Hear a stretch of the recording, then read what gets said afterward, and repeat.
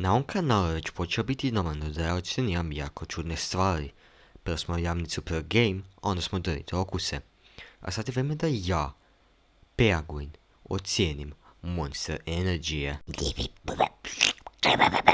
Prvi monster na listi nam je originalni monster. Ja mu dajem 8 od 10, zato je 50-50 v okusu. Dakle, za kurac nekad je dobar, dole je u vodki. Ovo je zločin. Ako ste ikad u organizam unijeli ovaj monster, meni vam je jako žal vaša jajeta, vašeg srca i vaše mentalnog zdravlja. Monster Energy Zero Sugar.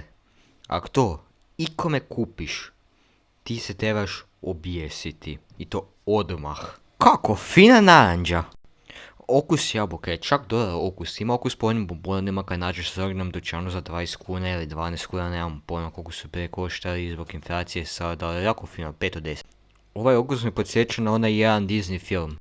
Ovaj okus po imenu Mango Loco mi podsjeća jako na onaj jedan Disney film, ne znam kako se zove, bunga stara, ako se sjetim kako se zove, mislim da je Coco i duhovi. Jako dobar. Ovaj okus vrišti feminizam. Ovaj okus monstera me jako podsjeća na ono jedan neki bombon, isto kako i ovaj zeleni. Ne znam koji, trebamo se sjediti, nemam blage. Vrum vrum, Formula 12. Boca ovog monstera me podsjeća jako na Max 33 Verstappen. A okus je isto jako da moji omiljeni, 5 od 1.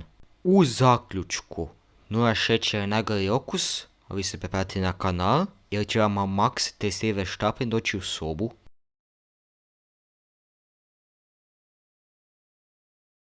Yeah, but give it away.